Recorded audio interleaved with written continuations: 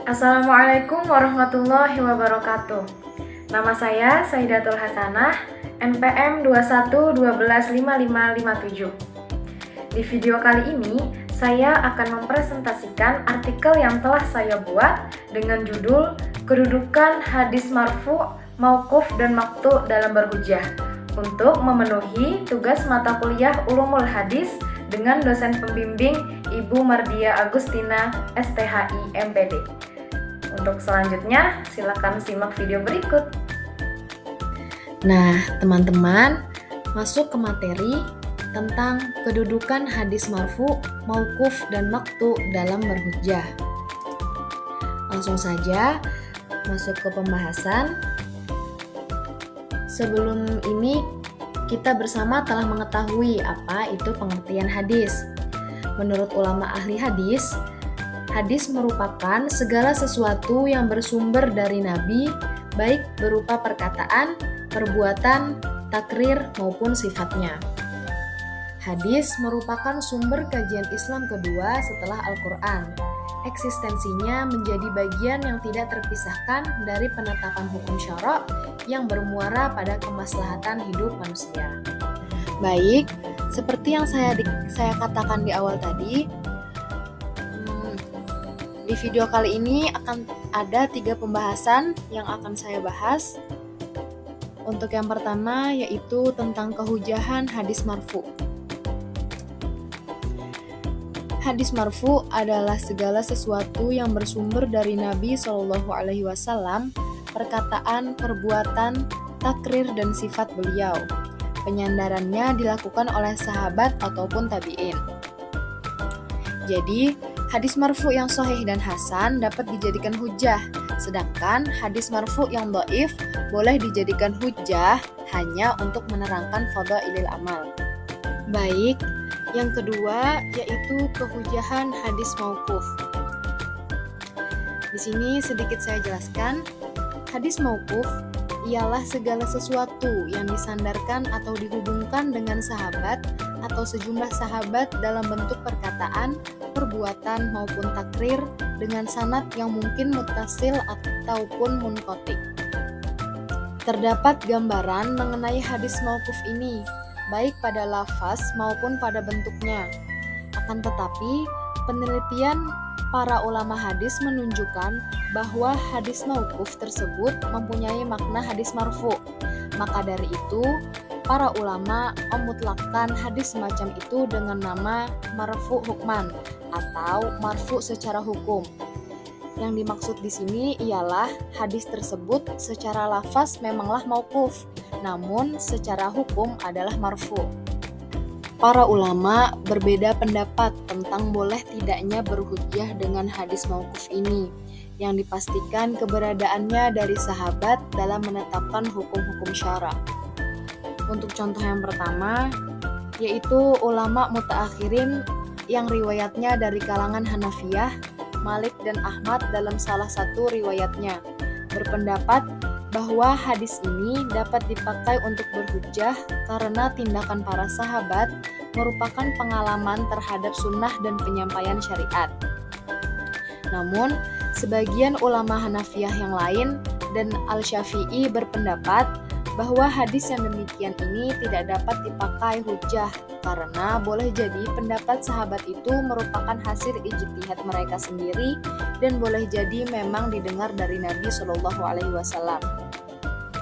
Apabila suatu hadis mauquf disertai dengan beberapa qarinah, baik lafalnya maupun maknanya, yang menunjukkan bahwa hadis tersebut marfu' kepada Nabi SAW, maka hadis ini dihukumi marfu' dan dipakai untuk berhujjah. Lain hal dengan pendapat yang dituturkan oleh Manna Al-Qattan dalam kitabnya, bahwa hadis mauquf sebagaimana yang telah diketahui bisa sahih, bisa hasan atau dhaif. Meskipun telah tetap kesahihannya, apakah dapat dipakai untuk berhujjah? Jawabannya adalah bahwasanya asal dari hadis mauquf ini tadi tidak bisa dipakai sebagai hujjah. Disebabkan karena hadis mauquf hanyalah merupakan perkataan atau perbuatan dari sahabat saja. Namun, jika hadis tersebut telah tetap, maka hal itu bisa memperkuat sebagian hadis dhaif. Sebagaimana telah dibahas pada hadis mursal, karena yang dilakukan oleh sahabat adalah amalan sunnah. Ini jika tidak termasuk hadis mauquf yang dihukumi marfu. Kalau hadis tersebut mauquf dan dihukumi marfu, maka ia adalah hujjah sebagaimana hadis marfu. Nah, yang ketiga, yang terakhir yaitu kehujahan hadis maqtu. Seperti yang telah saya tulis dalam artikel, hadis maqtu adalah segala yang disandarkan atau dihubungkan kepada tabi'in berupa perkataan dan perbuatan yang berasal dari tabi'in tersebut. Nah, teman-teman, hadis maqtu ini berbeda dengan hadis marfu dan hadis mauquf sebelumnya. Hadis maqtu tidak dapat dijadikan hujjah dalam persoalan agama sekalipun sanadnya sahih, karena ia berasal dari perkataan dan perbuatan seorang muslim. Sedangkan perkataan dan perbuatan seorang muslim bukanlah hujjah bagi muslim lainnya. Sedangkan hadis marfu tadi, segala sesuatu yang bersumber dari Nabi SAW langsung, ataupun hadis mauquf tadi yang disandarkan atau dihubungkan dengan sahabat atau sejumlah sahabat. Jadi berbeda ya.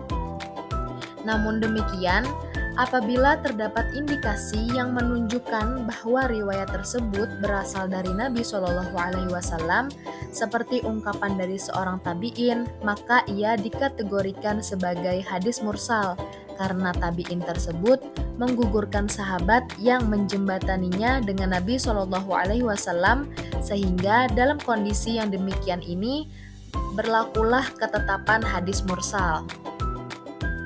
Nah, sampailah pada akhir video, yaitu kesimpulan materi kali ini. Yang pertama yaitu kehujahan hadis marfu. Hadis marfu yang sahih dan hasan dapat dijadikan hujjah, sedangkan hadis marfu yang dhaif boleh dijadikan hujjah hanya untuk menerangkan fadhailul amal. Yang kedua yaitu kehujahan hadis mauquf.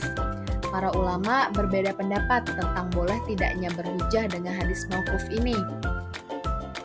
Sebagian ulama berpendapat bahwa hadis yang demikian ini tidak dapat dipakai hujjah, karena boleh jadi pendapat sahabat itu merupakan hasil ijtihad mereka sendiri dan boleh jadi memang didengar dari Nabi SAW. Namun apabila suatu hadis mauquf disertai beberapa qarinah, baik lafalnya maupun maknanya yang menunjukkan bahwa hadis tersebut marfu kepada Nabi SAW, maka ia dihukumi marfu dan dipakai untuk berhujjah. Yang ketiga yaitu kehujahan hadis maqtu. Hadis maqtu tidak dapat dijadikan hujjah dalam persoalan agama sekalipun sanadnya sahih, karena ia berasal dari perkataan dan perbuatan seorang muslim. Sedangkan perkataan dan perbuatan seorang muslim bukanlah hujjah bagi muslim lainnya. Namun demikian, apabila terdapat indikasi yang menunjukkan bahwa riwayat tersebut berasal dari Nabi SAW, seperti ungkapan dari seorang tabi'in, maka ia dikategorikan sebagai hadis mursal karena tabi'in tersebut menggugurkan sahabat yang menjembataninya dengan Nabi SAW, sehingga dalam kondisi yang demikian inilah baginya ketetapan hadis mursal.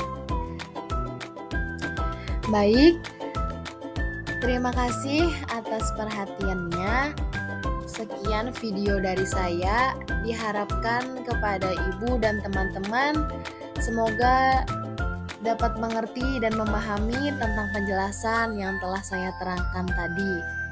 Salah hilaf mohon maaf. Wassalamualaikum warahmatullahi wabarakatuh.